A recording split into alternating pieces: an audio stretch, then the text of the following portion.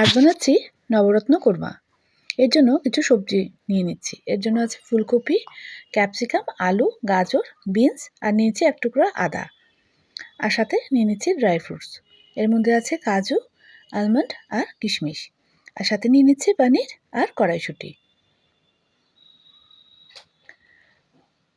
পোস্তটাকে ভিজিয়ে রাখতে হবে। পোস্তটা ভিজে গেলে এর মধ্যে আলমন্ড, কাজু, কিশমিশ, কাঁচা লঙ্কা আর আদা দিয়ে একটা পেস্ট তৈরি করে নিতে হবে। তারপর রিফাইন অয়েলে 1 চামচ ঘি দিয়ে দিচ্ছি আর পনিরটাকে হালকা নুন দিয়ে মেখে রেখেছিলাম, এটাকে ভেজে নিচ্ছি। পনিরটা ভাজা হয়ে গেলে ওই তেলের মধ্যেই ফুলকপিটাকেও ভেজে নিচ্ছি। তারপর দিয়ে দিচ্ছি আলুটাকেও এর সাথে ভেজে নিচ্ছি। তারপর দিয়ে দিচ্ছি গাজর আর বিনসটা। হালকা নুন ছিটিয়ে নিচ্ছি উপর দিয়ে।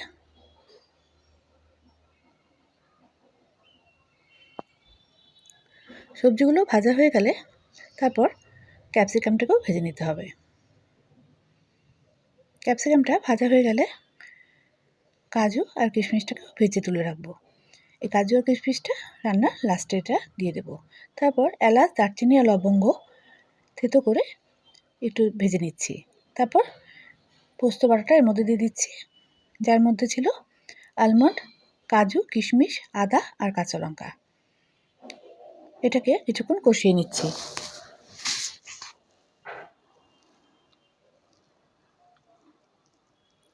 তারপর যে বাটিতে পোস্তটা রাখা ছিল সে বাটিটা জল দিয়ে এই জলটা এর মধ্যে দিয়ে দিচ্ছি, দিয়ে আবার কিছুক্ষণ কষিয়ে নিচ্ছি পোস্তটাকে। তারপর দিয়ে দিচ্ছি এর মধ্যে ভেজে রাখা সবজিগুলো।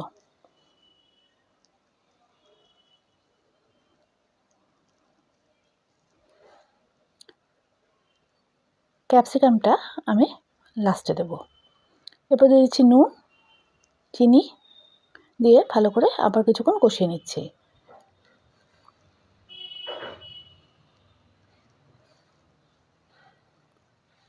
তারপর দিয়ে দিচ্ছি এর মধ্যে 1 চামচ মতো ঘি, কারণ পোস্তটা কড়ার সাথে লেগে যাচ্ছিল, তাই আমি একটু ঘি দিয়ে দিলাম এর মধ্যে।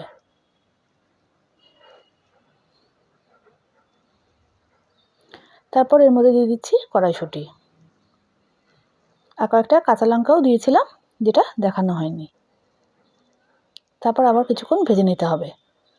ভাজা হয়ে গেলে এর মধ্যে দিয়ে দিচ্ছি ভেজে রাখা ক্যাপসিকামগুলো।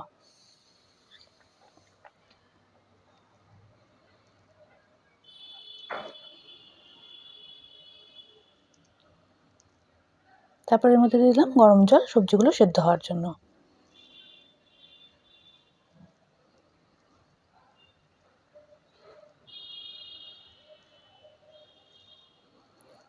জলটা ফুটে উঠলে এটা ঢেকে দিতে হবে মিডিয়াম আঁচে।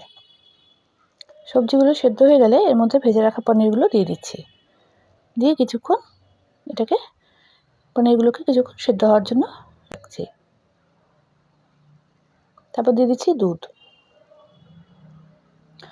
দুধটা দিয়ে ফ্লেমটাকে একদম কমিয়ে দিতে হবে।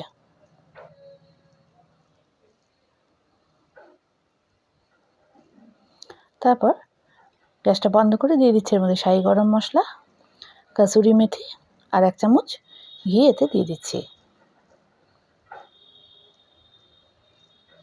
তারপর সব কিছু ভালো করে মিশিয়ে নিচ্ছি। তৈরি হয়ে গেল নবরত্ন কোরমা।